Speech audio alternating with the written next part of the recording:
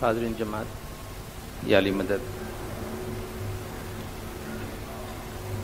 جیسا کہ آج کے عنوان میں آیا گیا کہ ہم امام زمان کے اختیارات اور اس کی روشنی میں ہماری سمجھ کے بارے میں بات کریں گے، اور چیئرمین صاحب نے بالکل صحیح فرمایا کہ شیعہ اسلام میں اور ہمارے طریقے میں یہ ایک فنڈامنٹل کانسیپٹ ہے، ایک فنڈامنٹل تھاٹ ہے کہ اگر امام زمان کے اختیارات سمجھ میں آتے ہیں تو کسی بھی سوال کو ایڈریس کرنے میں ہم کو مسئلہ نہیں ہوگا۔ دوسرے الفاظ میں ہمارے سامنے ہمارے طریقے کو سمجھنے کے بارے میں جتنے بھی سوالات آتے ہیں، اگر ان کو امام کی ذات کی طرف ریلیٹ کر دیا جائے، امامت کے کانسیپٹ کی طرف ریلیٹ کر دیا جائے تو بڑی آسانی سے وہ سمجھ میں آتے ہیں اور ہم ان کو آرٹیکولیٹ کر سکتے ہیں، واضح الفاظ میں سمجھا سکتے ہیں۔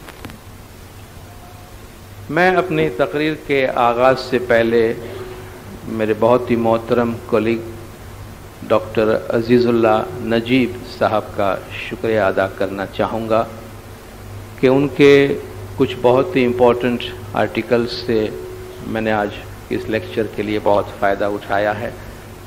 ڈاکٹر صاحب نے امامت کی مرکزیت پر، خلافت اور امامت پر، اسماعیلی طریقے کے باطنی پہلو پر اور اختیار امام پر کچھ بہت ہی اچھے مقالے تحریر کیے ہیں۔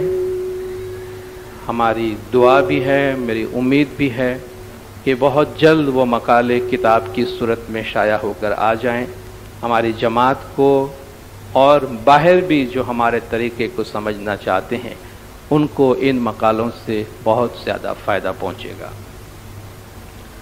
یہ جو عنوان ہے اتھارٹی آف امام، ہم اس عنوان پر کیوں بات کرتے یا اس اتھارٹی آف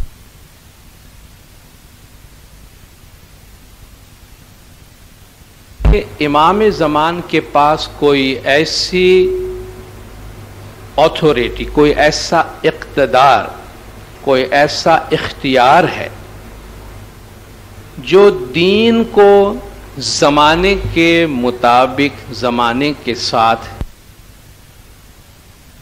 دین پر چلنے والوں کے لیے وقت کے مطابق دین پر عمل کرنا آسان ہو اور دین پر عمل کرنے میں انہیں کسی قسم کی کوئی دشواری یا کوئی تنگی محسوس نہ ہو، کیونکہ اللہ تبارک و تعالیٰ نے قرآن شریف میں فرمایا ہے کہ وَمَا جَعَلَ عَلَيْكُمْ فِي الدِّينِ مِنْ حَرَجٍ، اللہ نے تمہارے لیے دین میں کوئی تنگی نہیں رکھی ہے۔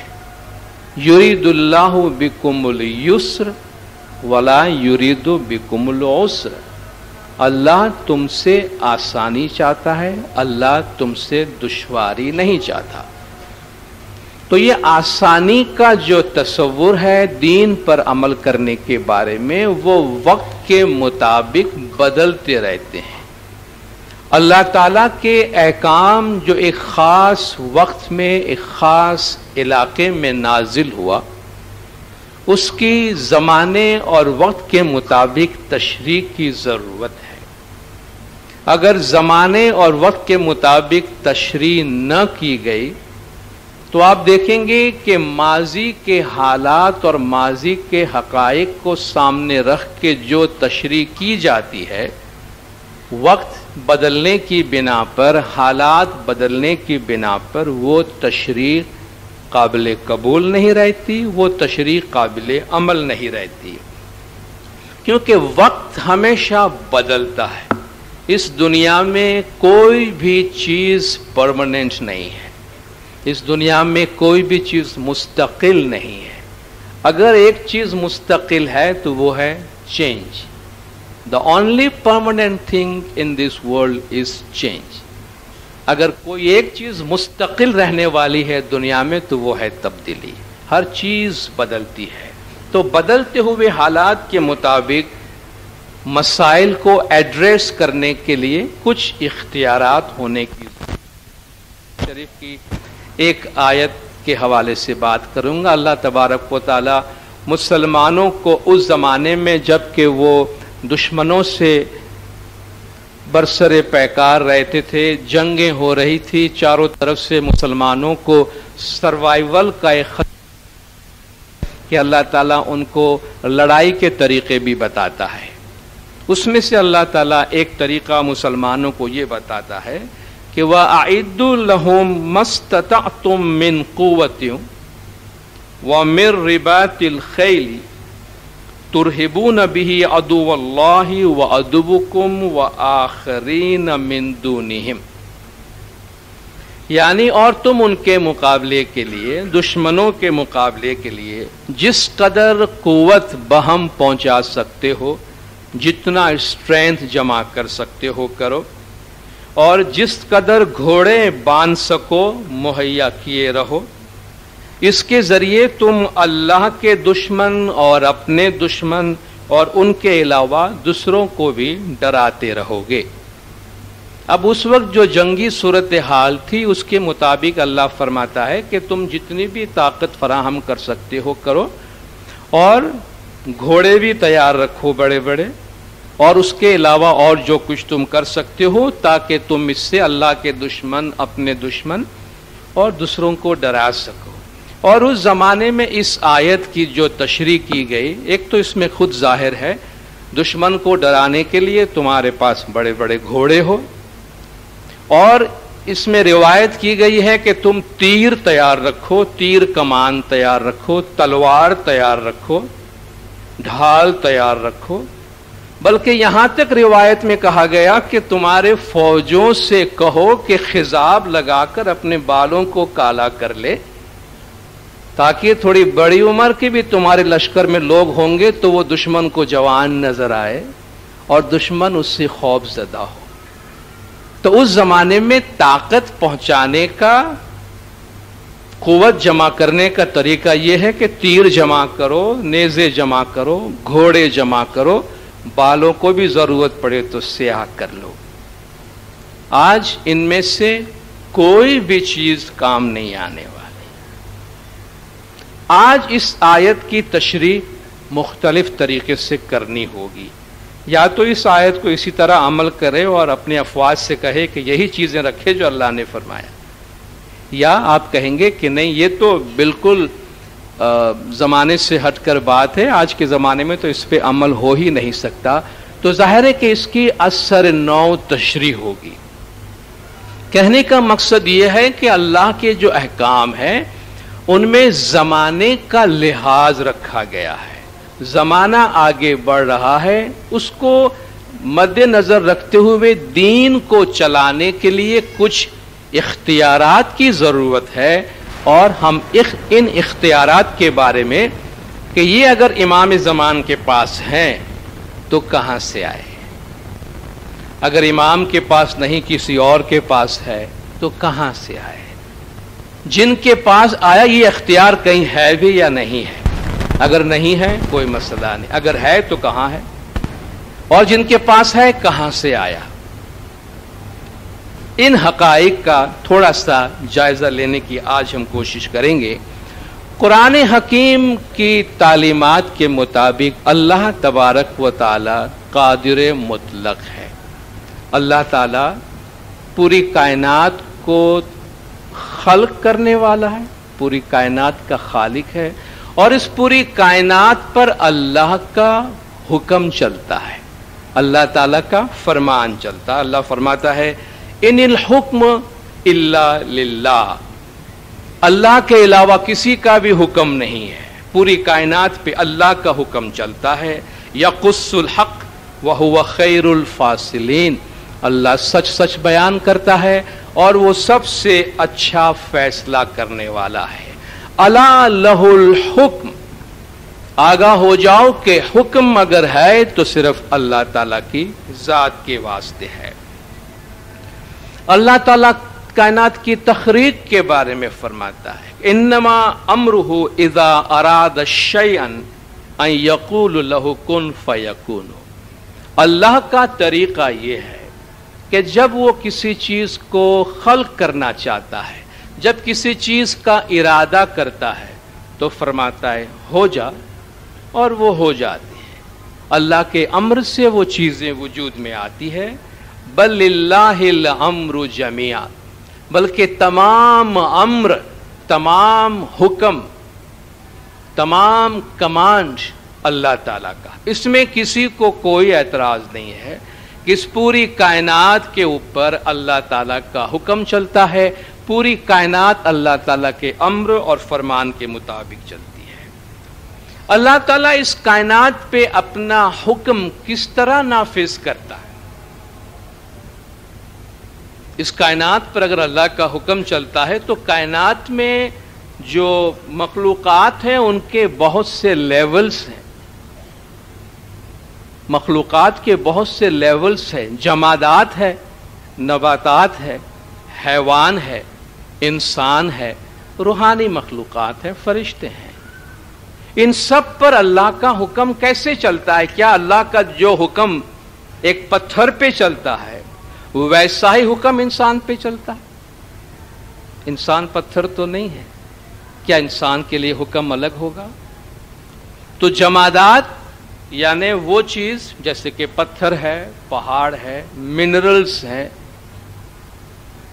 جو اپنی جگہ پر قائم ہے، اپنی جگہ پہ حرکت کرتے ہیں، جمادات۔ نباتات یعنی جو اگنے والی چیزیں ہیں، پلانٹس ہے، ویجیٹیشن ہے۔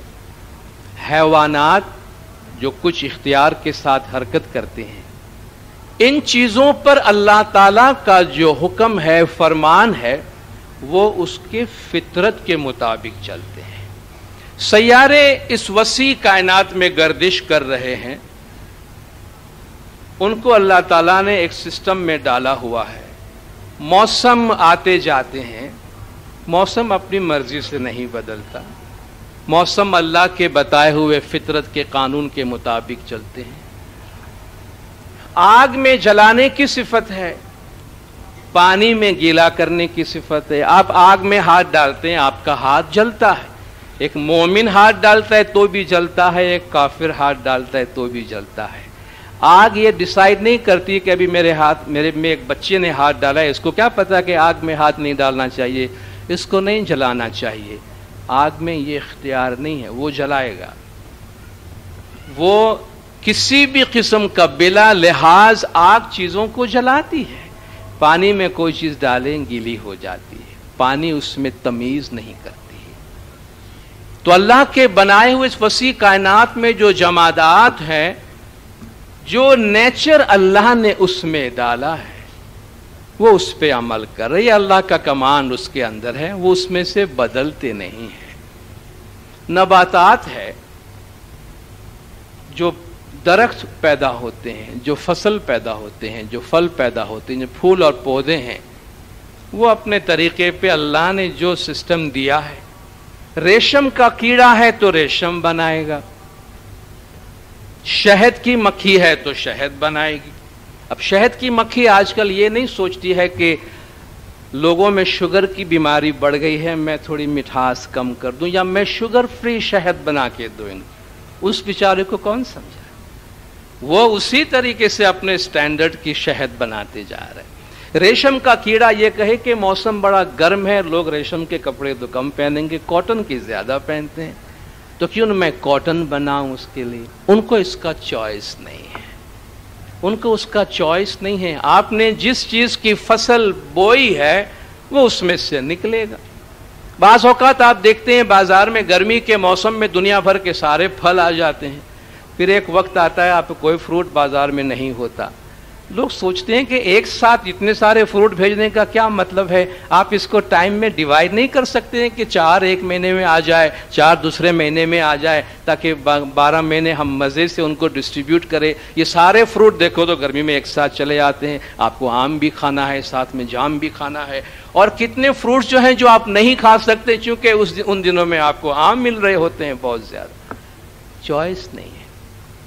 یہ رت میں جس طرح اللہ نے چیزیں رکھی ہیں وہ اس طریقے سے پروڈیوس ہو رہی ہے۔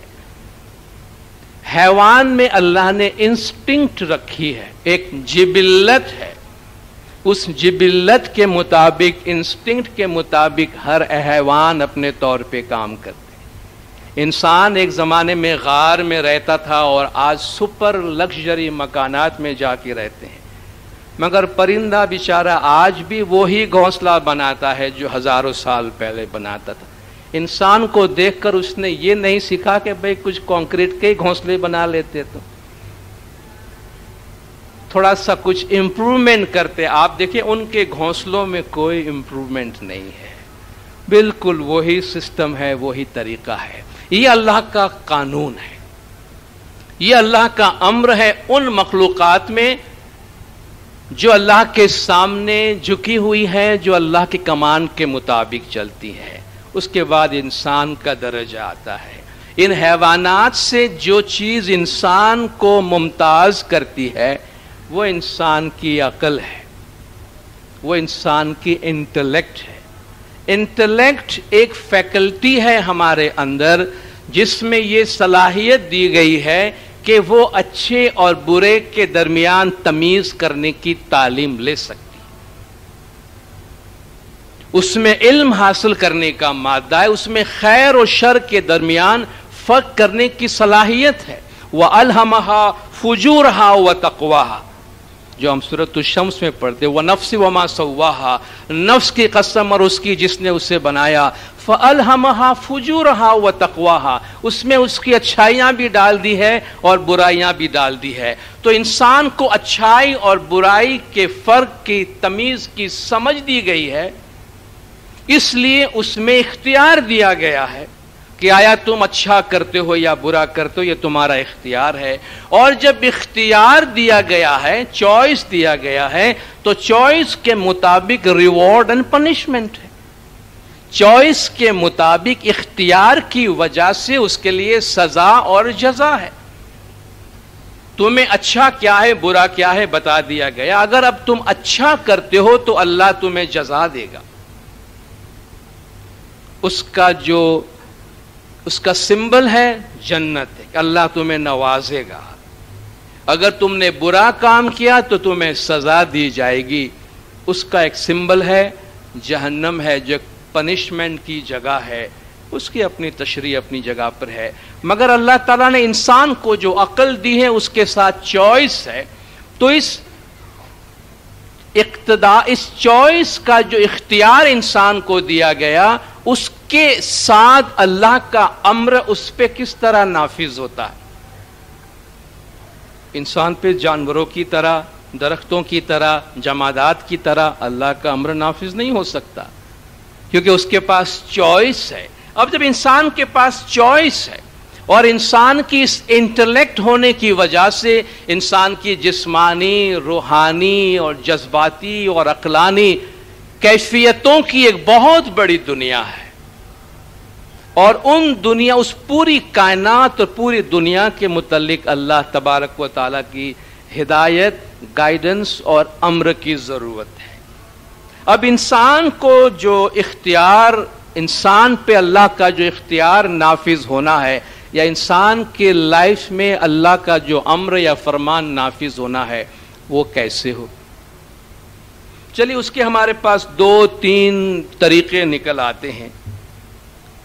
یا تو یہ کہ اللہ خود انسان کے درمیان موجود ہو، انسان کو آ کے امر دے، فرمان کرے، ہدایت دے، انسان اس پہ عمل کرے، کوئی مسئلہ نہیں ہے۔ اللہ کا امر انسان کو مل گیا اور انسان اس کے مطابق عمل کر رہا ہے، مگر صورتحال ایسا نہیں ہے۔ اللہ تبارک و تعالی انسان کے درمیان اس طرح موجود نہیں ہے جس طریقے سے کہ انسان اس کو محسوس کر سکے اور اس سے ہدایت لے سکے۔ دوسرا یہ کہ انسان پہ چھوڑ دیا جائے کہ تمہیں عقل دی گئی ہے، تم خود اللہ کے امر کو سمجھ لو، کیا اچھا ہے کیا برا ہے فیصلہ کر لو، اس پہ عمل کر لو۔ یہ صورتحال بھی ممکن نہیں ہے، کیونکہ تعلیم کے بغیر، ٹریننگ کے بغیر، ہدایت کے بغیر، گائیڈنس کے بغیر انسان کی عقل اللہ فرماتا ہے کل انعام ہے، جانور کی طرح ہے۔ انسان کی جب تک تربیت نہ ہو اس وقت تک عقل والا انسان بھی حیوان کی طرح ہوتا ہے، جانور کی طرح ہوتا ہے۔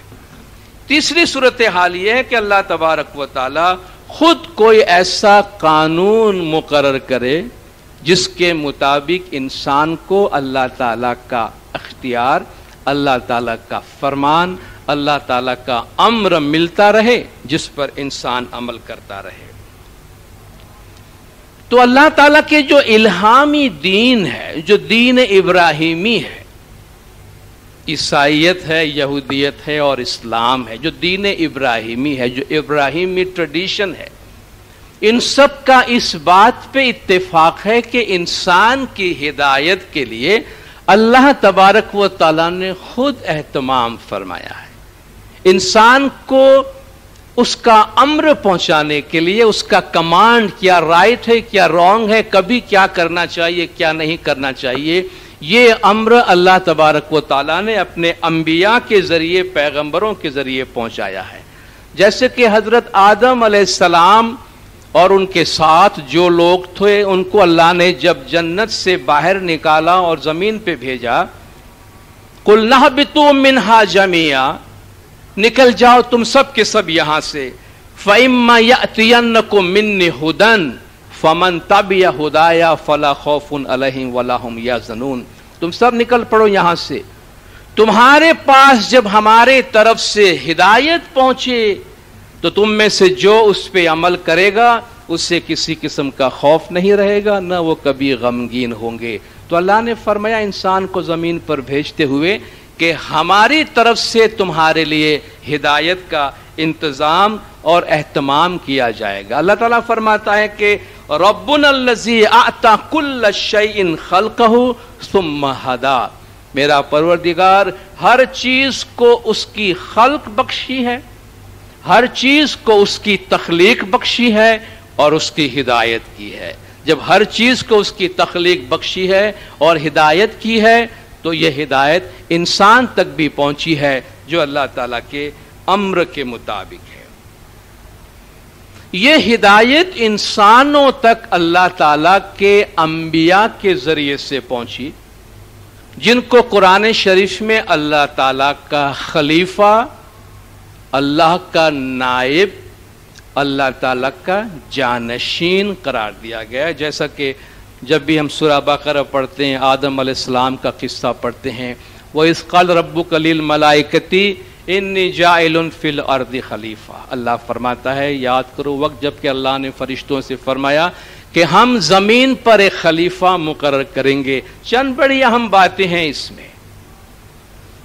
اللہ فرماتا ہے انی جاعل فی الارض خلیفہ، ہم زمین پر اپنا خلیفہ مقرر کریں گے۔ اس کا مطلب یہ ہے اللہ کا خلیفہ کوئی اور مقرر نہیں کرے گا، اللہ مقرر کرے گا۔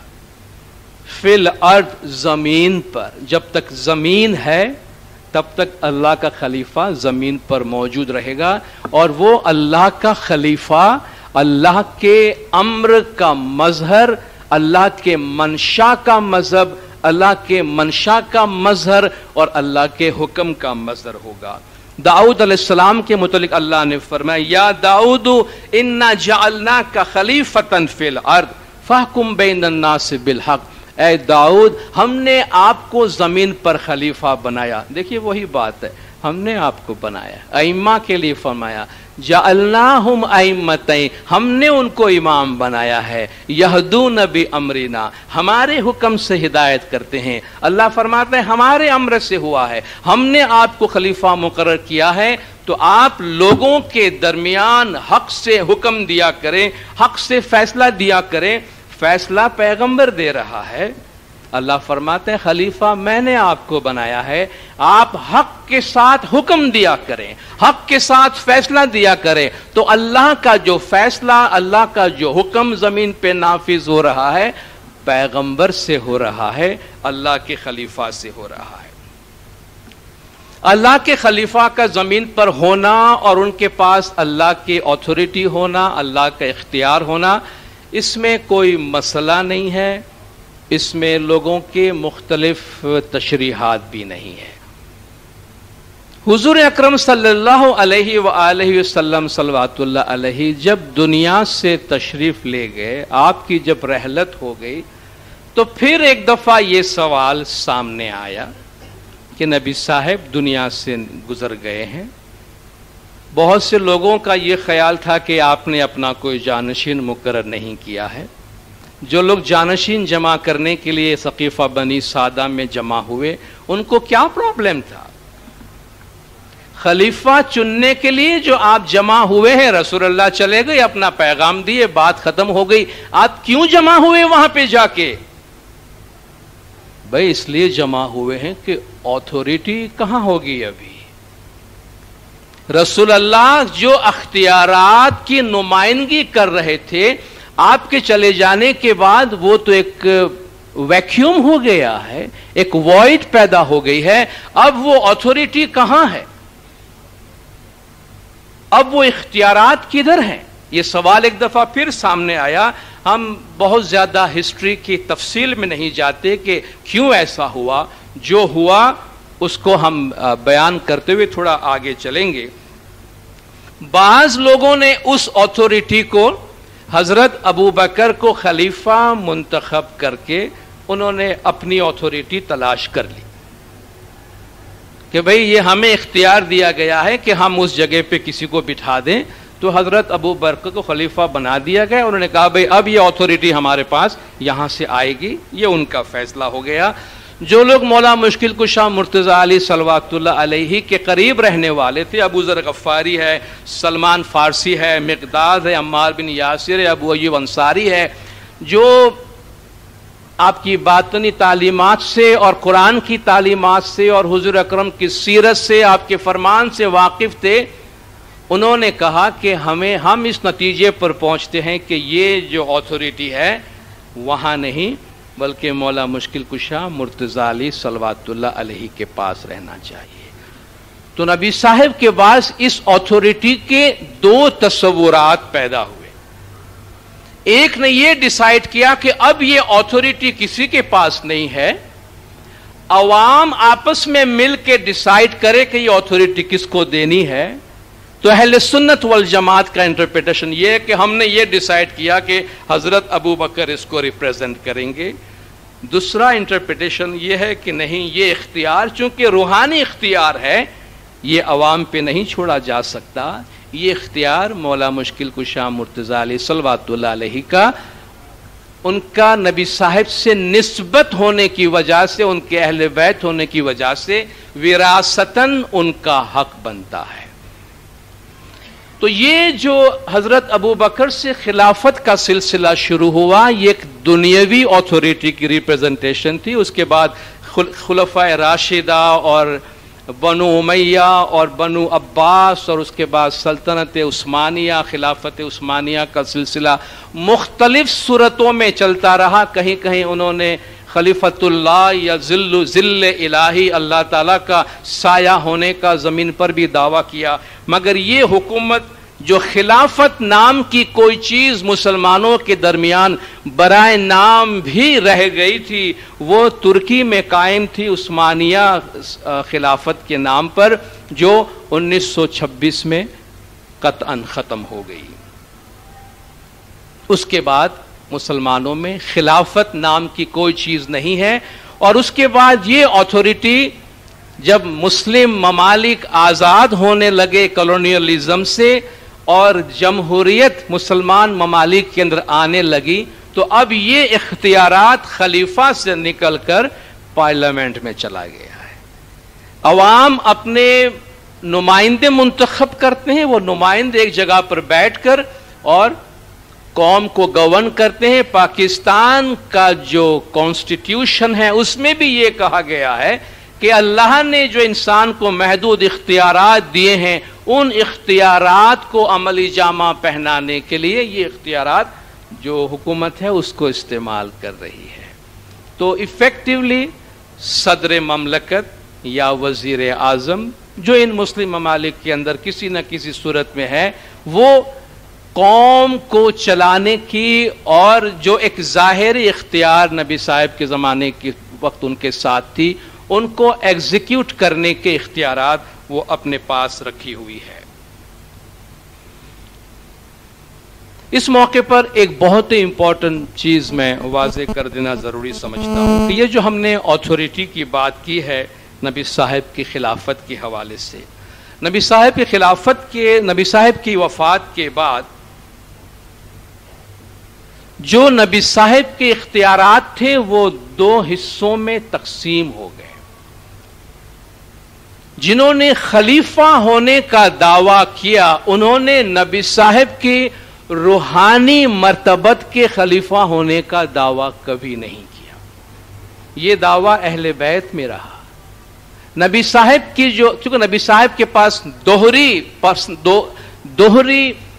حکومتیں تھی، دوہرے اقتدار تھے آپ کے پاس، ان میں سے جو دنیاوی حکومت چلانے کے اختیارات تھے وہ خلافت میں چلے گئے، جو روحانی سلطنت کو چلانے کے اختیارات تھے وہ امامت میں آئے۔ گو کہ امام اخلاقی طور پر اپنا یہ حق ریزرو رکھتے ہیں کہ دنیاوی اختیار کا حق بھی ان کے پاس ہونا چاہیے تھا۔ امام سلطان محمد شاہ صلوات اللہ علیہ اپنی جو مولا کے میموائرز ہے جو آپ بیتی ہے اس میں مولا اس کو بڑے واضح الفاظ میں بیان فرماتے ہیں۔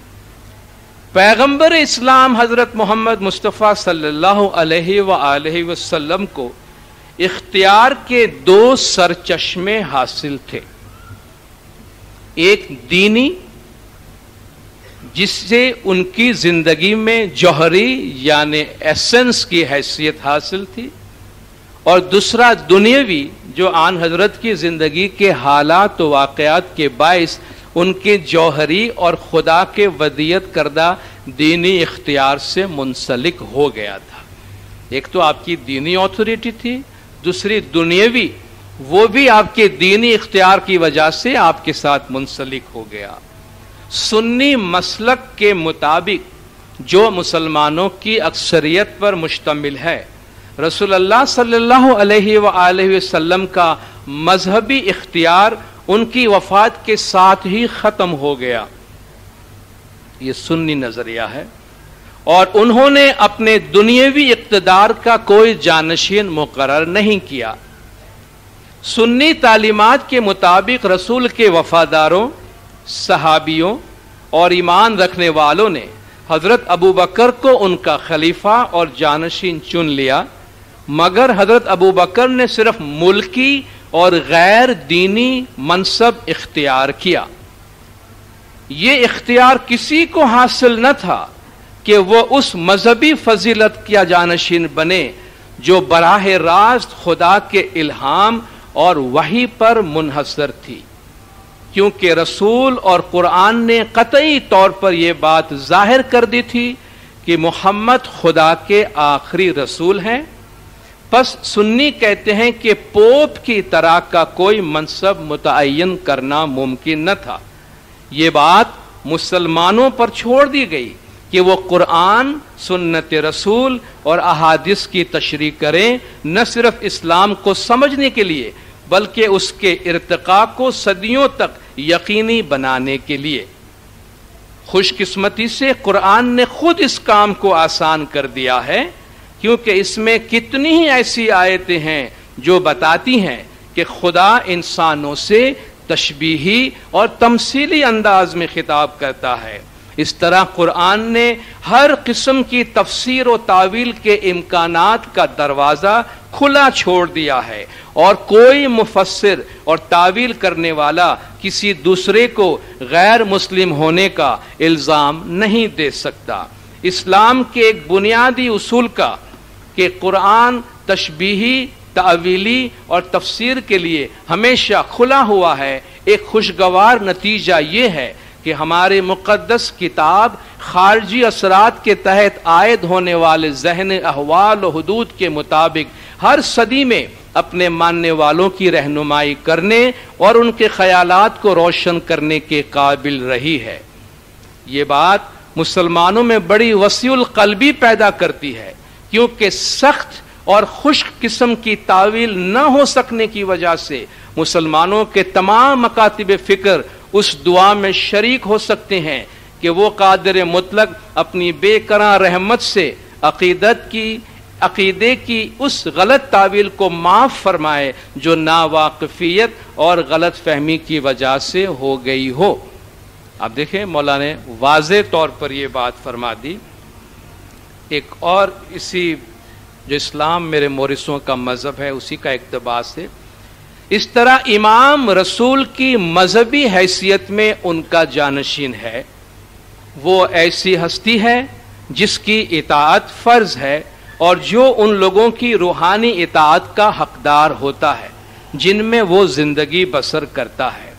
سنیوں کا ہمیشہ سے یہ عقیدہ رہا ہے کہ یہ حاکمیت صرف دنیاوی اور غیر دینی ہے اور اس کا نفاذ صرف سیاسی دائرے میں ہوتا ہے۔ اس لیے ان کا یہ عقیدہ رہا ہے کہ یہ حکومت و حاکمیت ریاست کے کسی بھی ایسے سربراہ سے متعلق ہو سکتی ہے جو قانوناً مقرر کیا گیا ہو، مثلا کہیں کا گورنر یا کسی جمہور کا صدر ہو، مگر شیعہ کہتے ہیں کہ یہ حاکمیت ہماگیر ہے اور دنیاوی معاملات کی طرح روحانی معاملات سے بھی تعلق رکھتی ہے اور رسول کے خاندانی وارثوں کی طرف موروثی حق کی روح سے منتقل ہوتی ہے۔ تو یہ جو اتھارٹی نبی صاحب کے بعد جس کا سوال پیدا ہوا، نبی صاحب تک دین کو چلانے اور دنیا چلانے کے اختیار کا کوئی مسئلہ نہیں ہے، لیکن آپ کے بعد جو یہ دو لائن چلی ہیں، ان دو لائن کے متعلق آپ یاد رکھیں کہ دونوں پیرالل عقیدے کی وجہ سے دو مختلف لائن میں نہیں گئے ہیں۔ ایک نے یہ کہا کہ اب دینی حکمرانی ختم ہو گئی ہے، کسی کے پاس یہ اختیار نہیں ہے، مگر ریاست کو چلانے کے لیے کسی حاکم کا ہونا ضروری ہے، تو دنیاوی ذمہ داریاں خلیفہ کو دی گئی۔ دوسری طرف یہ عقیدہ تھا کہ دینی حکمرانی ختم نہیں ہوئی ہے، وہی بند ہوئی ہے، ہدایت بند نہیں ہوئی ہے، قرآن کا نزول بند ہوا ہے، اس کی تعلیم و تشریح بند نہیں ہوئی ہے۔ یہ کام مولا مشکل کشا مرتضی علی صلوات اللہ علیہ کے سپرد موروثی طور پر رہا، اور ان کے بعد ان کی اولاد میں ہونے والے جو ہر زمانے کے امام ہیں ان کے پاس یہ اتھارٹی ہے۔ اب آپ دیکھیے جب ہم اتھارٹی کی بات کرتے ہیں، اتھارٹی آف امام، تو ہم کس اتھارٹی کی بات کرتے ہیں؟ امام کے پاس یہ اختیار ہے یا نہیں ہے؟ اب اس کا کوئی سوال پیدا نہیں ہوتا۔ اگر امام کی امامت کو سمجھ لیا جائے تو حضور کے پاس جو دینی اختیارات تھے، ان دینی اختیارات کا جو جانشین ہے وہ زمانے کے امام ہوا کرتا ہے۔ اسی کانٹیکسٹ میں جو ہمارا موجودہ جماعتی کانسٹیٹیوشن ہے، جس کا جو پریمبل ہے، ابتدائی چند الفاظ جو انٹروڈکشن ہے اس کا، اور مولانا حاضر امام شاہ کریم الحسینی صلوات اللہ علیہ نے کئی گھنٹے بلکہ کئی دن اور کئی مہینے صرف کیے ہیں یہ چند پیراگراف مرتب کرنے میں، کیونکہ یہ ایک پبلک ڈاکیومنٹ ہے، یہ وہ قانون ہے جو ہمارے اسماعیلی جماعت میں ہم کو گورن کرتی ہے، اور یہ ایک پبلک ڈاکیومنٹ ہے، ہر ایک کے پاس یہ ہونا چاہیے۔ کانسٹیٹیوشن جو قانون آپ کو اور ہم پہ حکمرانی کرتی ہے، اس قانون کا آپ کو اور ہمیں علم ہونا چاہیے کہ وہ کون سے ہمارے حقوق ہیں اور کون سے ہمارے فرائض ہیں جو اسماعیلی طریقہ میں ہم پر عائد ہوتے ہیں۔ تو اس کا علم ہونا، معلوم ہونا جماعت کے لیے ضروری ہے۔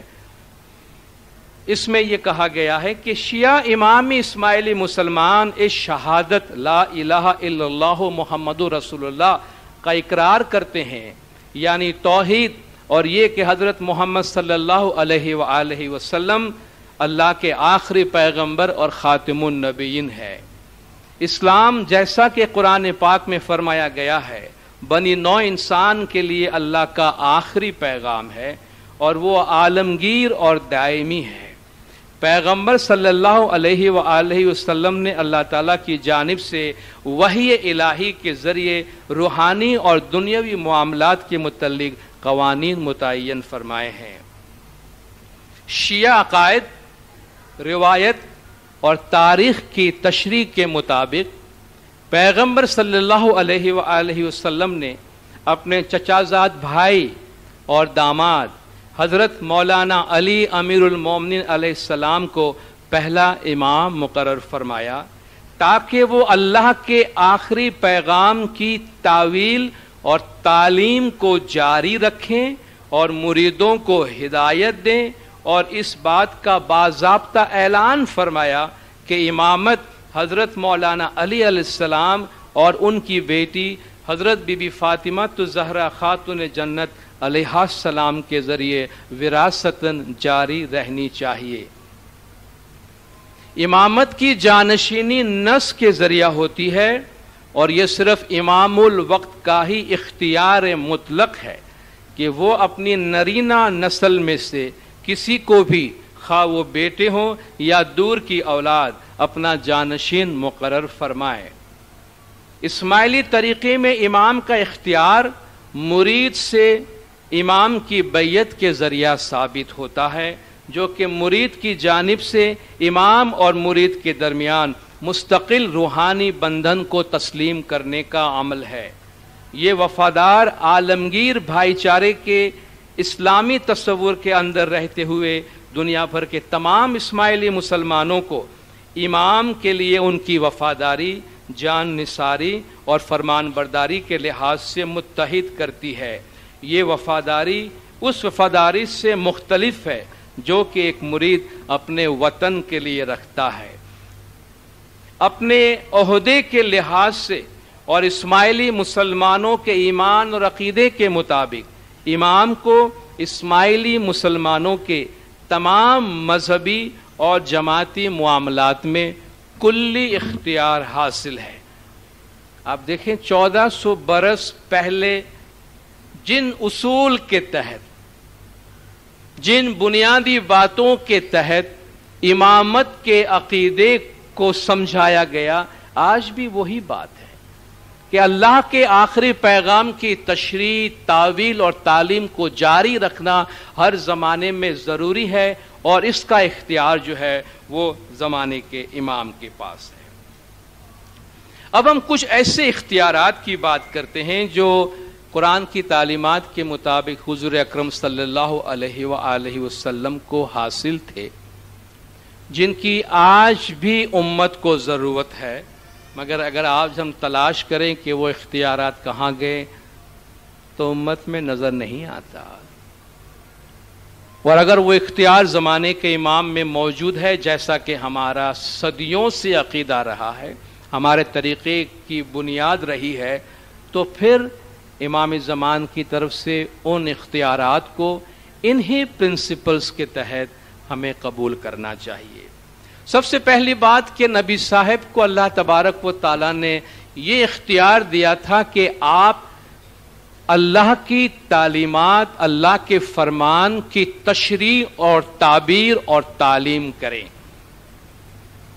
کما ارسلنا فیکم رسولا منکم یتلو علیکم آیاتنا ویزکیکم ویعلمکم الکتاب والحکمہ وَيُعَلِّمُكُم مَّا لَمْ تَكُونُوا تَعْلَمُونَ۔ اسی معنی کے کئی آیات قرآن میں ہیں جس میں اللہ تعالیٰ نبی صاحب کو بھیجنے کی وجوہات بتاتے ہیں اور آپ کی کچھ ذمہ داریاں بتاتے ہیں۔ کما ارسلنا فیکم رسولا منکم، جیسا کہ ہم نے تمہیں میں سے ایک رسول بھیجا۔ ایک جگہ فرماتا لقد من اللہ علی المؤمنین، اللہ نے مومنوں پہ بڑا احسان کیا ہے جبکہ اس نے انہی میں سے ایک رسول کو بھیجا۔ اب وہ رسول کیا کرتا ہے؟ یتلو علیکم آیاتنا، تم پر ہماری آیتیں پڑھتا ہے، یعنی ہمارے پیغام تم تک پہنچاتا ہے، اور اس کے نتیجے میں تم کو پاک اور صاف کرتا ہے۔ وَيُزَكِّيكُمْ، یتلو علیکم آیاتنا وَيُزَكِّيكُمْ، تمہیں پاک کرتا ہے۔ وَيُعَلِّمُكُمُ الْكِتَابَ وَالْحِكْمَةَ، اور تمہیں کتاب اور حکمت کی تعلیم دیتا ہے۔ کیا کتاب اور حکمت کی تعلیم 23 سال کے اندر ختم ہو گئی؟ بس اللہ کی حکمت، اللہ کا فرمان دنیا والوں کو 23 سال میں سمجھا دیا، بات ختم ہو گئی۔ اس کے بعد نہ کوئی تعلیم کی ضرورت ہے، نہ کوئی تشریح کی ضرورت ہے، نہ کوئی تزکیہ کی ضرورت ہے، کوئی ضرورت نہیں ہے۔ تمہیں کتاب اور کتاب کی جو حکمت ہے، اللہ ہمیشہ کتاب اور حکمت کو الگ کرتا ہے. ایک تو یہ کتاب سامنے ہے جسے ہم اور آپ پڑھتے ہیں، لیکن حکمت سب کے پاس نہیں ہے. یؤتی الحکمت من یشاء، اللہ جسے چاہتا ہے حکمت دیتا ہے. حکمت جو ہے وہ وزڈم کو کہتے ہیں. سالوں کے جمع کردہ نالج کو جب آپ پکاتے ہیں، تجربات میں لاتے ہیں اور اس علم کا ایک نچوڑ نکالتے ہیں، وہ نچوڑ حکمت بنتی ہے. جیسے شاید ہم سے جب بچپن میں کہا جاتا ہے بیٹا جیسا بو گے ویسا کاٹو گے، جیسا کرو گے ویسا بھرو گے، تو ہم سنی انسنی کبھی کیا بات، جیسا کرو گے ویسا بھرو گے. یہ حکمت ہے، یہ اللہ کا کلام فرمان بھی ہے، مگر سالوں کے تجربات کا نچوڑ ہے کہ جو کرو گے وہ بھرو گے، جو بو گے وہ پاؤ گے. شاید پوری زندگی تجربات سے گزرنے کے بعد ہمیں وہ بچپن میں سنا ہوا جملہ صحیح ہوتا ہوا نظر آتا ہے کہ بیٹا جیسا کرو گے ویسا بھرو گے. مرتے وقت ہمیں یہ خیال آتا ہے کتنا سادہ لیسن تھا ماں باپ نے بچپن میں دیا تھا، جیسا کرو گے ویسا پاؤ گے. زندگی گزر گئی، آخر میں یہی جملہ سمجھ میں آیا، جیسا کرو گے ویسا پاؤ گے. یہ حکمت ہوتی ہے. تو اللہ تعالیٰ نے یہ جو ذمہ داری رکھی ہے کہ اللہ کا پیغام لوگوں تک پہنچائے، اس کی تشریح کرے، کتاب اور حکمت کی تعلیم دے، تزکیہ کرے اور وہ باتیں ان کو سمجھائے جو کچھ وہ نہیں جانتے تھے. کیا انسان جو کچھ نہیں جانتی تھی، انسانیت کو جو کچھ معلوم نہیں تھا، وہ سب 23 سال کے اندر سمجھا دیا گیا انسان کو؟ نہیں. اگر میں آج یہ سوال پوچھنا چاہوں کہ بھئی میں چاہتا ہوں رسول اللہ صلی اللہ علیہ وآلہ وسلم مجھے اللہ کا پیغام سنائیں، کتاب اور حکمت کی تعلیم دیں، میرا تزکیہ کریں، مجھے پاک و صاف کریں، میں بھی اس کا حقدار ہوں. جی نہیں، آپ اس کے حقدار نہیں ہیں. جی بھئی میں نے کیا قصور کیا ہے، میں نے کیا گناہ کیا ہے؟ جی آپ کا گناہ یہ ہے کہ آپ اس زمانے میں پیدا نہیں ہوئے. یہ میرا چوائس تو نہیں ہے کہ میں کس زمانے میں پیدا ہوں. مجھے پہلے بولنا تھا تو میں اس زمانے میں پیدا ہوتا، مگر وہ میرا چوائس نہیں تھا تو میں نہیں ہو سکتا تھا. تو کیا یہ میرا گناہ ہے کہ ہم سب کا یہ گناہ ہے؟ نبی صاحب کی وفات کے بعد پیدا ہونے والے سب لوگوں کا یہ قصور اور یہ گناہ ہے کہ چونکہ اس زمانے میں پیدا نہیں ہوئے اس لیے ان تمام نعمتوں سے محروم رہے. اللہ اپنی حکومت اس طرح نہیں چلاتا. اللہ اگلے والوں کو پچھلے والوں کے مقابلے میں ممتاز نہیں کرتا ہے. اللہ اگلوں اور پچھلوں کو سب کو ایک جیسا رکھتا ہے. ہر زمانے کے لوگوں کے ساتھ اللہ کا انصاف ہوتا ہے. تو اللہ کا یہ جو بہت اہم مشن اور اس کا اختیار نبی صاحب کو دیا گیا تھا، نبی صاحب کے بعد چونکہ یہ روحانی حکمرانی زمانے کے امام کے پاس موجود ہے، اس لیے زمانے کے امام اس تعلیم کو جاری رکھے ہوئے ہیں. اور جو میں نے کانسٹیٹیوشن کے چند جملے آپ کے پاس پڑھے اس میں واضح طور پر یہ کہا گیا کہ اللہ کے فرمان کی تعویل اور تعلیم، اس کام کو زمانے کے امام جاری رکھے ہوئے ہیں. تو وقت کے مطابق امام جو ہدایات دیتے ہیں وہ اللہ تعالیٰ کے فرمان کی وقت کے مطابق تشریح ہے، تعبیر ہے اور ہدایت ہے. دوسرا اختیار جو نبی صاحب کو حاصل تھا وہ یہ کہ رسول اللہ کو مومنین کے جان اور مال پر مکمل اتھارٹی حاصل ہے. نبی صاحب ایک جنگ میں روانہ ہو رہے تھے، کچھ مجاہدین سے فرمایا چلو بھئی جنگ میں شامل ہو جاؤ. انہوں نے کہا یا رسول اللہ تھوڑا سا وقت دیجئے، ہم لوگ جا کے اپنے ماں باپ سے اجازت لے آئیں. تو اللہ کا حکم نازل ہوا کہ النبی اولیٰ بالمؤمنین من انفسہم، نبی کو مومنین پر ان کی جانوں سے زیادہ اختیار حاصل ہے. نبی کو مومنین پر ان کی جانوں سے زیادہ اختیار حاصل ہے. نبی صاحب خود فرماتے تم میں سے کوئی بھی اس وقت تک مومن نہیں بنے گا جب تک اپنے ماں باپ اور مال اور جان اور اولاد سے زیادہ مجھ سے محبت نہ کرے. تب تک ان کا ایمان مکمل نہیں ہوگا. اور امام اپنے فرمان میں فرماتے ہیں کہ دین کی بہتری کے لیے ہم تمہیں ایک فرمان فرماتے ہیں جس میں سب کچھ آ جاتا ہے.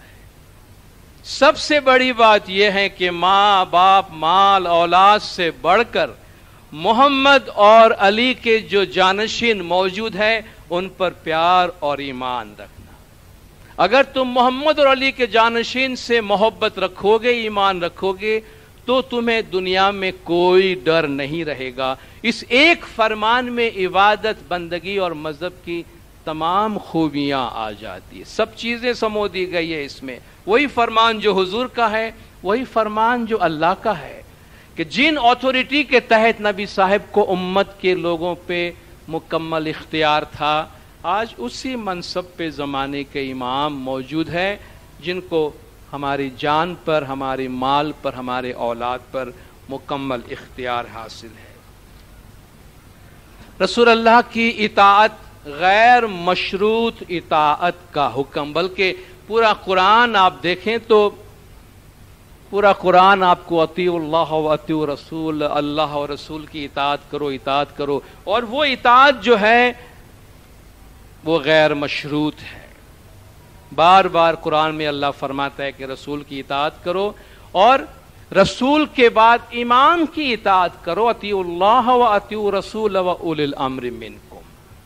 تو جن اطاعت کے لیے رسول اللہ کے ساتھ مومنین کو منسلک کر دیا گیا وہی اطاعت آج مومنین کو امام کے ساتھ منسلک کر دیتی ہے.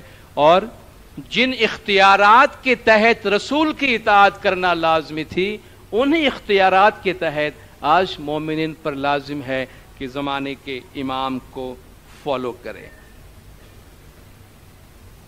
بعض اوقات لوگ پوچھتے ہیں کہ بھئی اللہ کا جو حکم ہے اللہ کا فرمان ہے ہم قرآن پڑھ لیتے ہیں ہمیں کچھ سمجھ میں آ جائے گا کیا حکم ہے ہم اس کو فالو کر لیں گے. اگر یہ اتنا آسان اور اتنا سادہ ہے تو آپ ہمیں بتائیں گے رسول اللہ صلی اللہ علیہ وآلہ وسلم کو بھیجنے کی کیا ضرورت تھی اور ان سے پہلے جو انبیاء آئے ان کے آنے کی کیا ضرورت تھی. چلیے ہم رسالت کی جواز کا ہی ایک سوال پوچھتے ہیں کہ بھئی پیغمبروں کے آنے کی کیا ضرورت تھی.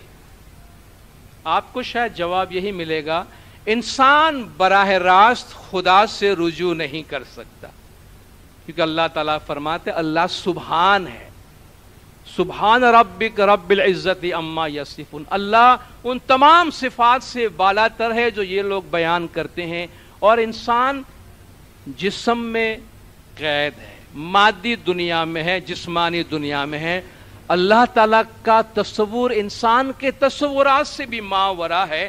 تو کہتے ہیں یہ رحمانیت اور سبحانیت اور انسان کی جسمانیت یہ آپس میں رابطہ قائم نہیں کر سکتی. تو یہ پیغمبر ہوتے ہیں جن کے ذریعہ اللہ انسان سے رابطہ قائم کرتا ہے، جن کے ذریعے انسان اللہ کا منشا معلوم کرتا ہے.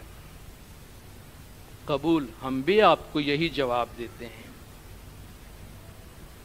اور جب پیغمبر دنیا میں نہ رہے تو کیا انسان اتنا قابل ہو گیا کہ اب براہ راست اللہ سے رابطہ قائم کر لیتا ہے؟ اس وقت تک تو انسان اس قابل نہیں تھا کہ وہ اللہ سے براہ راست رابطہ قائم کرے، اس لیے اللہ پیغمبر بھیجتے رہے. اب انسان اتنا قابل ہو گیا ہے کہ وہ براہ راست اللہ کی باتیں سمجھ رہا ہے، براہ راست اللہ سے رابطہ قائم کرتا ہے. بلکہ آج تو کہتے ہیں انسان پہلے سے بھی زیادہ بھٹکا ہوا ہے.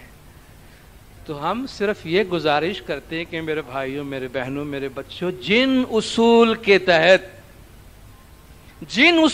تحت رسالت کی ضرورت دنیا میں ہے انہی اصول کے تحت رسالت کے بعد امام کی ضرورت رہتی ہے.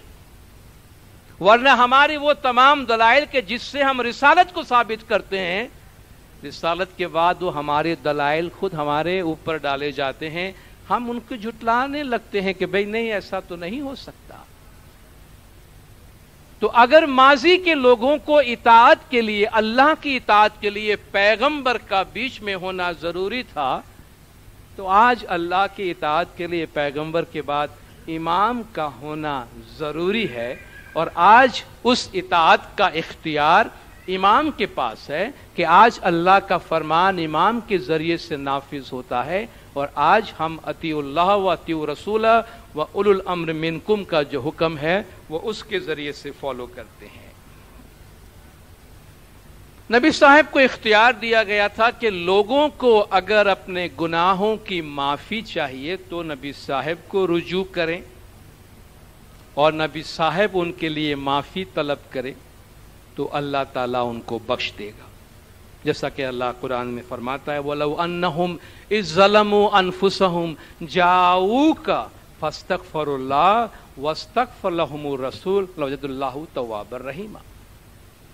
جب انہوں نے اپنے جانوں پہ گناہوں کے ذریعہ ظلم کیا تو اگر وہ آپ کے پاس آتے اور اپنے گناہوں کی معافی مانگتے اور آپ بھی ان کے گناہوں کی معافی مانگتے تو اللہ تعالیٰ ان کو بخش دیتا۔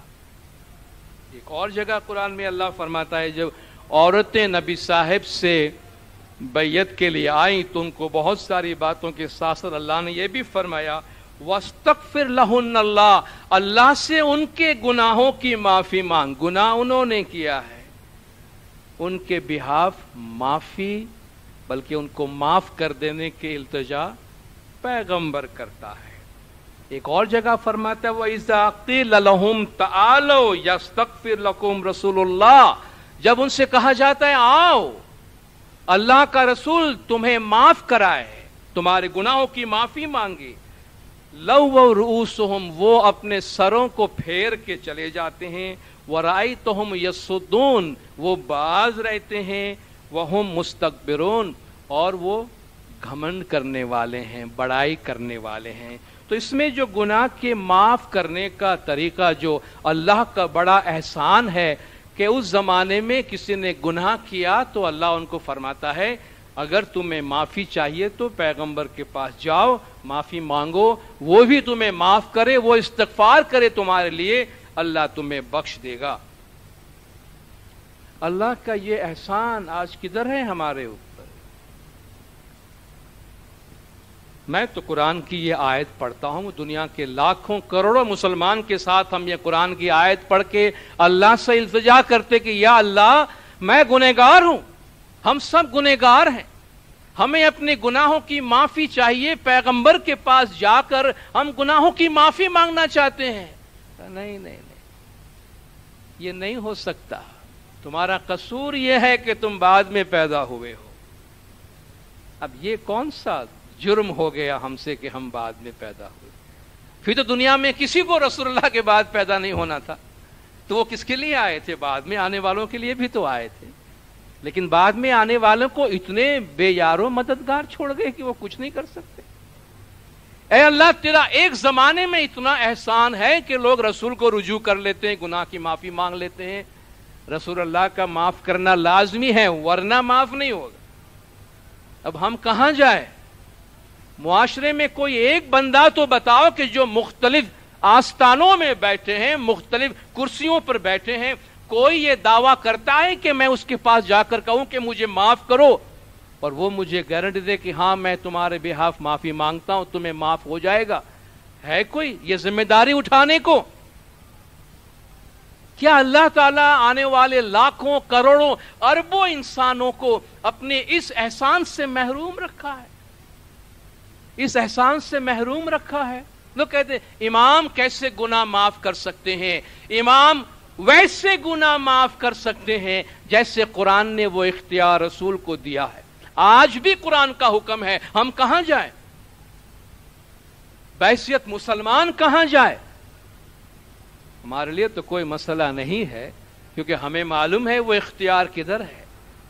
ہم تو رسول اللہ کے لیے ہر وہ جو چیز ہمیں کرنی تھی آج ہم امام سے رجوع کرتے ہیں، ہم کہتے یا مولا اللہ کا یہ فرمان ہے کہ گناہ کی معافی کے لیے حضور کے پاس جاؤ، حضور کے دینی منصب پر آپ بیٹھے ہیں، حضور کے دینی اختیارات آپ کے پاس ہیں، یا مولا آپ ہمارے گناہ بخش دیں۔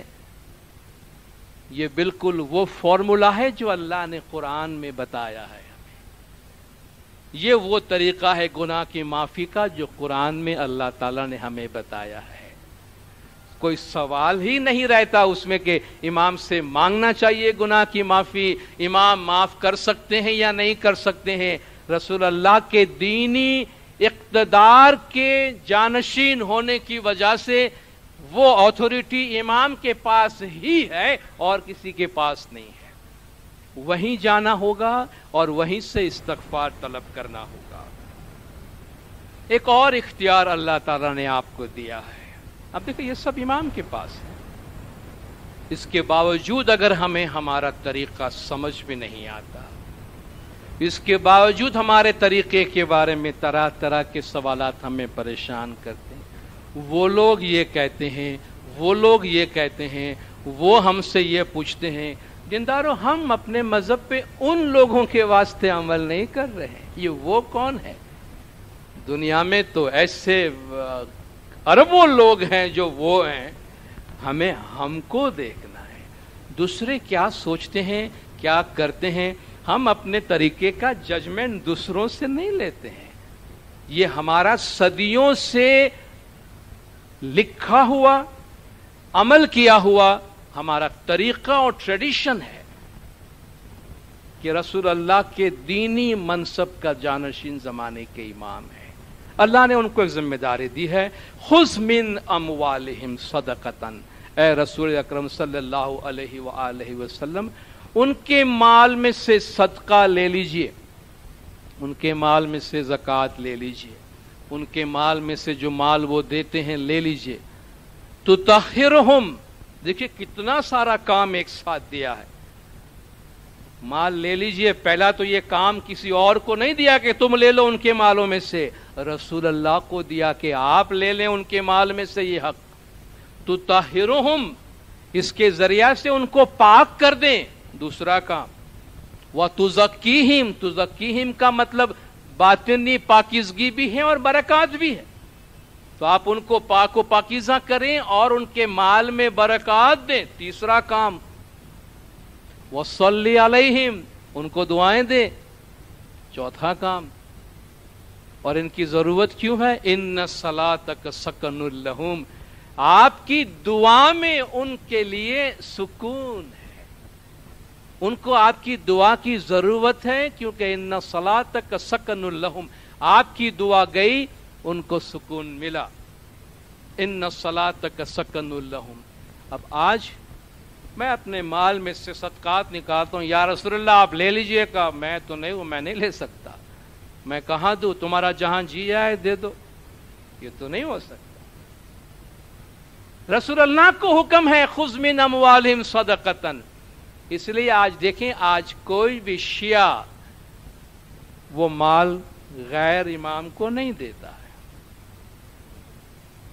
زکوٰۃ جو رسول اللہ کو دینے کا حق ہے رسول کو دیں گے، رسول کے بعد امام کو دیں گے۔ جن کا امام غائب ہے تو ان کا جو نائب ہے، ان کا نائب ہے، ان کا نائب ہے، امام کے بہاف کو ایکسپٹ کرے گا، کسی اور کو نہیں دے گا وہ، کیونکہ وہ چاہتا ہے امام کو جائے۔ ہم بھی امام کو دیتے ہیں، براہ راست امام کو دیتے ہیں۔ تو خذ من، ان کے مال میں سے صدقات لے لیجئے۔ امام ہمارے مال میں سے صدقات لیتے ہیں اللہ تعالیٰ کے اس فرمان کے مطابق۔ تو طہرہم، ان کو پاک و صاف کر دے۔ آج مسلم امہ بیچاری پاک و صاف ہونے کے لیے کہاں جائے؟ سچی نیت سے اللہ کی راہ میں جو بھی خیر و خیرات کرتے ہیں اللہ ضرور قبول کرتا ہے۔ انفاق فی سبیل اللہ سے دل کی پاکیزگی ہوتی ہے، مگر وہ بات کہاں کہ رسول اللہ تم سے لے اور تمہیں دعا دے۔ تو اس کو تو مستحق، جو اس کا حقدار ہے لینے والا، اس کو دینے کا حکم ہے نا، رسول کو دو جا کر۔ آپ ان کے مال میں سے لیں، ان کو پاک و صاف کریں، ان کے مال میں برکات دیں۔ آج اسماعیلیوں کے بارے میں ایک خیال یہ بھی پایا جاتا ہے کہ امام کو دینے میں ان کا دل بہت بڑا ہے، یہ تو ویسا ہے جتنا بو گے اس کے 1000 گنا کاٹو گے، मुरीद देते हैं तो सामी मारो एवो छे जे केनु न राखे भार, एक बार सामी ने आ लिए तो सामी आले 100 बार। मेरा मौला किसी का बोझ नहीं रखता, एक दफा दोगे तो 100 दफा रिटर्न करता है। ये इसी की अलामत है। हमारी क्या कमाई है? हमारी कुछ भी नहीं है। ये बीज है जो हमने बोया है और उसकी फसल है जो हम काट रहे हैं। अल्लाह फरमाता है उसकी राह में देने में ये बरकत है, और जब सही जगह पे जाए तो बरकत ही बरकत है। और उसके बाद सल्ली अलैहिम, ये काम कौन करेगा? ज़कात लेने को तो भाई तुमने ले लिया हमसे, मगर तुम रसूल की दुआ को रिप्रेजेंट करते हो। मैं इस वक्त जितने भी ज़कात कमेटियां हैं वहां जाके ज़कात दूं, भाई तुम ले लो, मेरी शर्त यह है वो दुआ जो रसूल अल्लाह दिया करते थे और जो देने का अल्लाह ने उनको हुक्म दिया है वो आप मुझे देगा कोई? मतलब हम महरूम हैं उस दुआ से। दुआ का दरवाजा भी बंद हो गया। कैसा इंसाफ है अल्लाह का।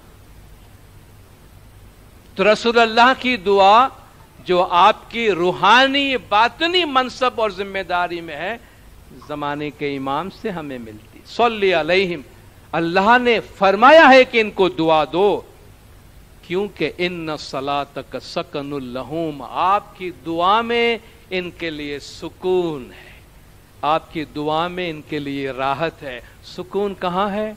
जहां न कोई गम है न कोई खौफ है। जहां न कोई गम है न कोई खौफ है। गम माजी का होता है, खौफ मुस्तकबिल का होता है। दो ही चीज होती जो इंसान को परेशान करती है, कि वो वाकया हो गया इसलिए मैं दुखी हूं, या न मालूम क्या होने वाला है उस खौफ से मैं दुखी हूं। अल्लाह फरमाता है फला खौफुन अलैहिम वला हुम यहज़नून, उनको न कोई खौफ है न कोई गम है, न मुस्तकबिल का कोई डर है न माजी का कोई गम है। जो इमाम के साथ चलने वाला है उसके लिए अल्लाह ताला इतनी सलामतियां देता है। और ये सारे इख्तियारात आज हम नहीं कह सकते कि नहीं है मुआशरे में, ये इख्तियारात अल्लाह के दिए हुए हैं, रसूल अल्लाह के हैं, और रसूल अल्लाह के बाद ये इख्तियारात जमाने के इमाम के पास है। मुसलमानों के दरमियान अगर कोई झगड़ा हो जाता है तो अल्लाह ने उसमें फैसला करने की फाइनल अथॉरिटी रसूलुल्लाह को दी है। फला व रब्बिक ला युमिनून हत्ता युहक्किमूक फीमा शजर बैनहुम सुम्मा ला यजिदू फी अनफुसिहिम हरजम मिम्मा क़ज़ैता व युसल्लिमूक तस्लीमा। ये उस वक्त तक मोमिन नहीं बनेंगे, ये लोग उस वक्त तक मोमिन नहीं बनेंगे जब तक अपने तमाम झगड़ों के लिए आपको सालिस मुकर्रर न करें, या अपने तमाम झगड़ों के फैसले के लिए आपके पास न आए, तब तक ये मोमिन नहीं बनेंगे। और फिर आप जो फैसला सादिर कर दें उस फैसले में अपने दिल में जरा भी तंगी महसूस न करें और उसको ऐसा तस्लीम करें जैसा कि तस्लीम करने का हक है। आज कितने मुसलमान हैं जो अपने झगड़ों को रसूलुल्लाह सल्लल्लाहु अलैहि वसल्लम के हुजूर लेकर जाते हैं। चलो जाना भी है, आज बड़े बड़े झगड़े हैं मुसलमानों में, बड़े बड़े प्रॉब्लम्स हैं। अल्लाह ने फरमाया ये तो मोमिन ही नहीं बनेंगे उस वक्त तक जब तक कि अपने झगड़े तुम्हारे पास न लाए। अगर झगड़ा किसी और के पास लेकर गए तो मोमिन ही नहीं बने। बाकी बातें तो छोड़ दीजिए, अगर ये अपने झगड़े फैसले करने के लिए हुजूर के पास लेकर नहीं जाते तो फिर तो अल्लाह फरमाता ये मोमिन ही नहीं है। और फिर जो हुजूर फैसला करे आपको लगे आपके फेवर में है, आपके अगेंस्ट है, वो आपके दिल में ख्याल ही नहीं होना चाहिए और आप बिल्कुल बिला चूं चरा उससे कबूल कर लें। इतनी ऑथोरिटी आज आप देखें इमाम को हमारी जिंदगियों में ये इख्तियार है। एक लिहाज से अमली तौर पर हम यही कोशिश करते हैं कि खुदा ना करे अगर हमारे दरमियान कोई झगड़े हैं तो हम उनको इमाम के पास ही रखना चाहते हैं, यानी बराह रास्त इमाम के पास हम जाते हैं। मगर इमाम ने अपने नुमाइंदे मुकर्रर किए हैं। मौला पहले काउंसिल्स को काम देते थे या नुमाइंदों को काम देते थे, आज मौला ने इदारे बना दिए हैं। اپنے گھر کے جھگڑے گھر میں رکھو، اپنی باتیں امام سے فیصلہ کراؤ. اور اس میں بھی امام نے کتنی گنجائش رکھی ہے کہ اگر آربیٹریشن بورڈ میں تمہارے لوکل بورڈ میں کام نہیں بنتا، تم ریجنل بورڈ میں جاؤ، وہاں نہیں بنتا اس سے تم نیشنل بورڈ میں بھیج دو، وہاں فیصلہ نہیں ہوتا تو انٹرنیشنل بورڈ میں چلا جائے، وہاں بھی اگر فیصلہ نہیں ہوتا تسلی بخش تو مولا فرماتے ہیں پھر امام اس کا فیصلہ کرے گا. اور کچھ ایسے واقعات ہوئے بھی ہیں ماضی میں کہ جس میں امام زمان خود انوالو ہوئے. بہت ہائی لیول کے جھگڑے فیملیز میں ہوئے ہیں کہیں کہیں کہ جس میں بہت اچھی خاصی پراپرٹیز انوالو تھی، تو بات امام تک لے جانی پڑی. اور جب مولا نے فرما دیا بس یہ ہونا چاہیے، پھر کسی کی جرأت نہیں ہے. اور آپ کو کوئی ایسی مثال نہیں ملے گی کہ مولا نے فرما دیا یہ ہو جائے پھر بھی مرید نے کچھ کہا ہو. تو آپ دیکھیں اس کا عملی مثال ہمارے پاس ہے. ہم پریکٹیکلی آج بھی اس پہ عمل کر رہے ہیں کہ ہمارے جھگڑوں کا فیصلہ امام کرے گا، اور امام کے پاس یہ فائنل اتھارٹی ہے، اور امام کا امر اور فیصلہ بلا چوں و چرا مومن قبول کرے گا. اور آخری بات کہہ کے میں اپنی جگہ لوں گا کہ مومنین کے جو ذاتی میٹرز ہیں، ان کی جو پرسنل لائف ہے، پیغمبر کو اس میں بھی اختیار حاصل تھا. نبی صاحب کی ایک پھوپھی زاد بہن تھی زینب بنت جہش.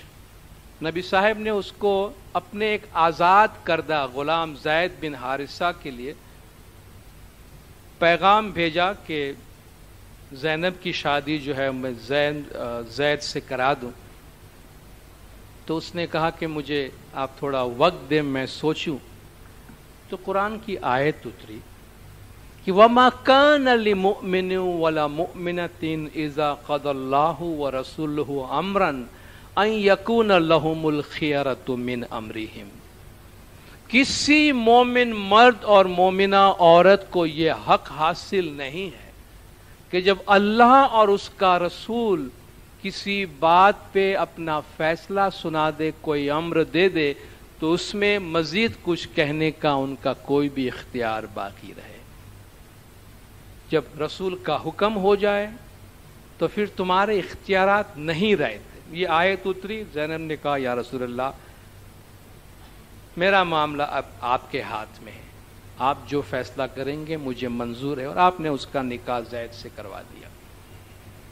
تو قرآن میں اللہ تعالیٰ فرماتا ہے کہ نبی کو تمہاری جان پر خود تم سے زیادہ حق حاصل ہے. اور امام زمان کو انہی اصول کے تحت اگرچہ امام اس کو استعمال نہیں کرتے مگر ہم جانتے ہیں نہ صرف ان قوانین کے تحت بلکہ وہ کئی خدمات جو ہم امام کو آفر کر چکے ہیں کہ یا مولا ہماری زندگی آپ کے لیے ہے، ان اصول کے تحت بھی ہمارا سب کچھ مولا کے لیے ہے.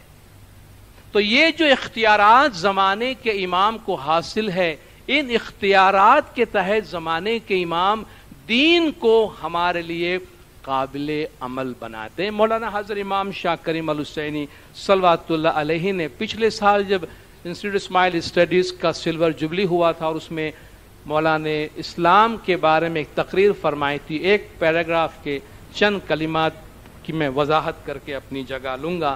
اسلام کے پیغام کا ذکر کر کے مولا اسلام کی کچھ خوبیاں بیان کرتے ہیں، اور ان خوبیوں کو آج کس طرح بدلنے کی کوشش کی جا رہی. چند الفاظ ہے، 5 اور 4 9 الفاظ استعمال ہوئے ہیں.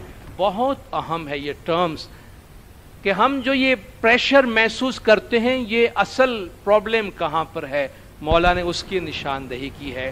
امام نے فرمایا this message is still important today in the Muslim world, although it is sometimes clouded, distorted and deformed by political interest and by struggles for power over the minds and hearts of people.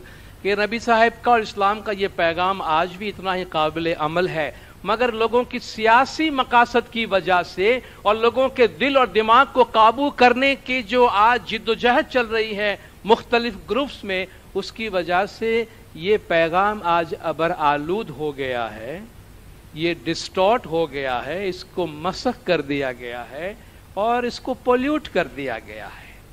پھر مولا فرماتے ہیں there are attempts at transforming what are meant to be fluid, progressive, open-ended, intellectually informed and spiritually inspired tradition of thought into hardened, monolithic, absolutist and obscurantist position۔ 9 الفاظ ہے اس میں۔ مولا فرماتے ہیں اسلام کیا ہے؟ اللہ کا یہ پیغام جو مولا فرماتے ہیں فلوڈ جیسے پانی فلوڈ ہے، جو سیال ہے، مایا ہے، بہنے والا۔ فلوڈ جو غیر منجمد ہوتا ہے، پانی کو جدھر لے جاؤ نکل جاتا ہے، پانی جمع ہوا نہیں ہوتا۔ مولانا نے فرمایا اسلام بہتے ہوئے پانی کی طرح ہے، فلوڈ ہے، منجمد نہیں ہے، پروگریسو، جس میں ترقی کی گنجائش ہے، جو وقت کے ساتھ پروگریس کرنے کی صلاحیت رکھتا ہے، آگے بڑھنے والا، ترقی پذیر، مسلسل بہتری کی خصوصیت رکھنے والا۔ تیسری صفت اوپن اینڈڈ، جس کا ہر طرف سے سرا کھلا ہو، غیر محدود، غیر معینہ حدود والا، متعدد تعویلوں اور آزادی عمل کی گنجائش رکھنے والا۔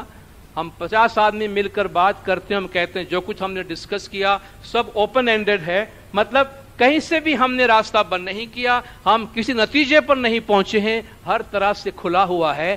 مولا فرماتے اسلام کا پیغام اوپن اینڈڈ ہے، انٹلیکچولی انفارمڈ، عقل کو عقلی طور پر دیکھیں تو اس میں معلومات ہے، علم ہے، آپ کو سکون، سیٹسفیکشن ملتا ہے کہ آپ کی عقل کو اپیل کرتا ہے، اینڈ اسپرچولی انسپائرڈ، اور روح کو سکون ملتا ہے، روح کو فیض ملتا ہے جب آپ ان پیغام پہ غور کرتے ہیں۔ یہ خوبیاں ہیں اسلام کی، ان کو کیا بنانے کی کوشش کی جا رہی ہے؟ انٹو ہارڈن، بہتے ہوئے پانی کو منجمد کرنے کی کوشش کی جا رہی۔ نہیں یہاں بھی نہیں جا سکتے جی، یہاں بھی نہیں جا سکتے، ادھر بھی اسلام میں یہ بھی نہیں ہے، یہ بھی نہیں، یہ بھی نہیں ہے۔ بھائی بہتے ہوئے پانی کو ایک کنویں کی طرح بنا دیا گیا، بنانے کی کوشش کی جا رہی ہے، ایٹمپٹ کیا جا رہا ہے انٹو ہارڈن مونولیتھک۔ مونولیتھک کہتے ہیں جو ایک ہی پتھر کا بنا ہوا ہو۔ آپ نے دیکھا ہوگا کہیں پہاڑوں میں ایک بہت بڑا پتھر ہوتا ہے، اس ایک پتھر میں کئی مورتیاں بنا دی جاتی ہے کہ 5 مورت ہے مگر ایک ہی پتھر ہے۔ کہتے ہیں مسلمانوں کو اس طرح پیش کرنے کی کوشش کی جا رہی ہے کہ جیسے ایک ہی پتھر کی بنے ہوئے مورت ہے۔ ہم ایک ہی پتھر کے بنے ہوئے مورت نہیں ہے۔ سعودی عرب کے مسلمان اور انڈونیشیا کے مسلمان میں 1% کی مشابہت بھی نہیں ہے۔ اللہ کا یہ پیغام ہزاروں ملکوں سے گزرا ہے، ہزاروں زمانوں سے گزرا ہے، ہزاروں زبانوں سے گزرا ہے، ہزاروں تہذیبوں سے گزرا ہے، ہزاروں ثقافتوں سے گزرا ہے، ہزاروں روایتوں سے گزرا ہے۔ یہ مونولیتھک کیسے ہو سکتا ہے کہ سب ایک جیسے ہیں؟ کچھ بھی ایک جیسا نہیں ہے۔ مسلمانوں کے درمیان لا الہ الا اللہ محمد رسول اللہ کے بعد کچھ بھی ایک جیسا نہیں ہے۔ ایک چیز ہے جو مشترک ہے، باقی سب الگ ہے۔ اپنی زبان بولنے والے، اپنا لباس پہننے والے، اپنی ثقافت، اپنی تہذیب پہ عمل کرنے والے، حتیٰ کہ اپنے طریقہ پر دین اسلام پہ عمل کرنے والے، ان کو ایک ہی طریق پر لانے کی کوشش کی جا رہی ہے، اٹیمپٹ کیا جا رہا ہے، پاور کے لیے، پولیٹیکل گین کے واسطے۔ اس میں اور یہ غیر فطری چیز ہے، کیونکہ اسلام میں ایسی چیز ہے ہی نہیں، ایسی کوئی قدر مشترک سوائے کلمہ طیبہ کے کوئی چیز قدر مشترک نہیں ہے، بہت ڈفرنسز ہے، اور اس پلورلزم کو رسپیکٹ کرنے کو اسلام تعلیم دیتا ہے، ریسٹرکٹ کرنے کو نہیں۔ مونولیتھک، ایبسولوٹسٹ، بس جی یہ ہمارا فیصلہ آخر ہے، ہم نے جو کہہ دیا بس یہی اسلام ہے، مطلق العنان، ایک ڈکٹیٹر کی طرح اسلام کی تشریح کی جائے۔ ہم نے کہا اسلام میں یہ حرام ہے، آپ کے کہنے سے حرام ہو گیا جناب؟ جتنا اختیار آپ کو کہنے کا اتنا مجھے بھی ہے، آپ کو یہ کہنے کا اختیار کس نے دیا؟ جی یہ اسلام میں منع ہے۔ آپ جس اسلام کی بات کرتے اس میں شاید منع ہوگا، جس اسلام کی میں بات کرتا ہوں جو میری تشریح ہے اس میں منع نہیں ہے۔ آپ یہ ایبسولوٹ اتھارٹی کہاں سے لے آئے جی؟ ہم نے کہہ دیا ساری دنیا کے مسلمان اس کو عمل کرے. کیوں کرے بھائی؟ آپ کو یہ اختیار کہاں سے ملا ہے؟ کسی کے پاس نہیں ہے. دین کے معاملے میں ایبسولوٹ اتھارٹی کا مسلمانوں میں کوئی دعویٰ ہی نہیں کرتا ہے، کیونکہ ہے نہیں. آج ساری دنیا میں مسلمانوں میں ری انٹرپریٹیشن اور ری تھنکنگ اور ری انٹرپریٹیشن ری تھنکنگ کی بات کی جا رہی ہے، مگر کون ری انٹرپریٹ کرے گا؟ کس کی بات مانے گا؟ کون کس کے بات پہ عمل کرے گا؟ کسی کے پاس اتھارٹی نہیں ہے. تو ایسی چیز کو آپ ایبسولوٹسٹ کہ بس ہم نے کہہ دیا یہ ہمارا حکم ہے اور سارے مسلمانوں کو ماننا ہے. نہیں ہوتا ایسا، نہ پہلے کبھی ہوا ہے، نہ مستقبل میں کبھی ہوگا.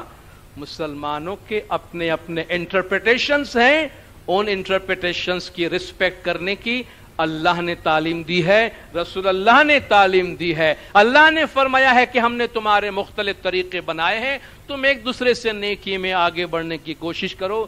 فیصلہ کرنے والا اللہ ہے. اور آخر مولا فرماتے ہیں آبسکیورانٹسٹ، جو جہل پسند، روشنی کا دشمن ہوتا ہے، جو ظلمت پسند، ترقی کا جو دشمن، اصلاح دشمن ہوتا ہے، جو ترقی کا مخالف ہوتا ہے، جنہیں یہ بھی حرام ہے، یہ بھی حرام ہے، بھئی یہ بھی حرام ہے، یہ بھی حرام ہے. پھر کیا رہ گیا بھائی اللہ کے اس پاک اور مقدس دین کے اندر؟ ابھی زیادہ ہنسنے منائی ہے، اچھے کپڑے نہیں پہنو اسلام میں حرام، یہ نہیں کرو اسلام میں حرام ہے، یہ نہیں کرو اسلام میں حرام ہے. کہ غم زدہ سا افسردہ ایک رونی صورت بنا کر کسی اندھیرے میں جا کر بیٹھ جائے، ہاں یہ پکا مسلمان لگتا ہے. کیا یہ اسلام ہے کہ یہ بھی منع؟ اور کہاں سے آپ یہ لے آئے یہ بھی منع ہے، یہ بھی منع ہے، یہ بھی منع ہے؟ ہم شروع سے یہ کہتے آئے ہیں اس اقتدار کی ضرورت اس لیے ہے کہ اللہ کے پیغام کو وقت کے مطابق واضح کرے، وقت کے مطابق عملی جامہ پہنا ہے. ورنہ جو پہلی شروع میں گھوڑے والی آیت میں نے آپ کو بتائی تھی، اگر آپ کو ٹیکسٹ پہ چلنا ہے، قرآن کے ٹیکسٹ کے مطابق جانا ہے، تو جنگ میں یہ آپ کا ٹینک بھی حرام ہے، آپ کی یہ میزائل بھی حرام ہے، آپ کی بندوق بھی حرام ہے، آپ کا ہیلمٹ تک حرام ہے، کیونکہ آپ کو بال کالا کر کے دشمن کو مرعوب کرنے کے لیے کہا گیا ہے. یہ کہاں سے لے آئے ساری چیزیں آپ؟ یہ زمانے کا تقاضا ہے، زمانے نے آپ کو مجبور کیا ہے کہ آپ اس پہ عمل کریں. انسان نہیں بدلتا تو زمانہ اسے بدلنے پہ مجبور کر دیتا ہے. تو اتھارٹی اللہ کی زمین پر ہمیشہ سے قائم ہے. ہمارے انٹرپریٹیشن کے مطابق وہ اتھارٹی امام کے پاس ہے. اس لحاظ سے ہم بہت خوشی سے اس بات کا اعتراف اور اس بات پہ فخر کرتے ہیں. اسلام کا سب سے بہتر موسٹ آتھینٹک انٹرپریٹیشن صورت ہمارے پاس ہے، کیونکہ ہم آج بھی زمین پر موجود اللہ کے اختیارات کے ساتھ اپنا رشتہ اور اپنا رابطہ بندھے ہوئے ہیں. میں اپنی جگہ لوں اس سے پہلے میں اپنی 2 کتابیں آپ سے انٹروڈیوس کروانا چاہتا ہوں. جو باتیں میں آپ سے ڈسکس کر گیا اور انہی حوالوں سے ہمارے طریقے کے بارے میں جو مختلف سوالات آتے ہیں، ہم نے کوشش کی اس کے لیے کوئی بیس فراہم ہو قرآن اور نبی صاحب کی ٹریڈیشن میں سے، کہ جس سے ہمارے نوجوانوں کو انف میٹیریل ملے. تو یہ کتاب اسماعیلی طریقہ کے نام سے ہیں، جو ہمارے طریقے کو قرآن اور نبی صاحب کی سیرت اور شریعت سے کی روشنی میں سمجھنے میں ہمیں مدد دے گی. اور ایک دوسری کتاب جو الکواکب، کواکب کے معنی روشن ستارے ہوتے ہیں، جو کوکب کا پلورل ہے. اس میں 42 آرٹیکل ہے، مختلف عنوانوں پر. امامت ہے، امام کے فرامین ہے، ہمارے ایتھکس ہے، کچھ پرسنالٹیز کے اوپر ہے. تو اپنے مذہب کی سمجھ اور آرٹیکولیشن کے لیے انف مٹیریل ہمارے پاس ہو، اس سلسلے میں یہ کتابیں آپ کی مدد کر سکتی ہے. آپ جماعت نے خاموشی سے سنا، مکھی کامڑے صاحبان نے آپ کے سامنے بولنے کا موقع دیا. آپ سب کا بہت بہت شکریہ. یا علی مدد.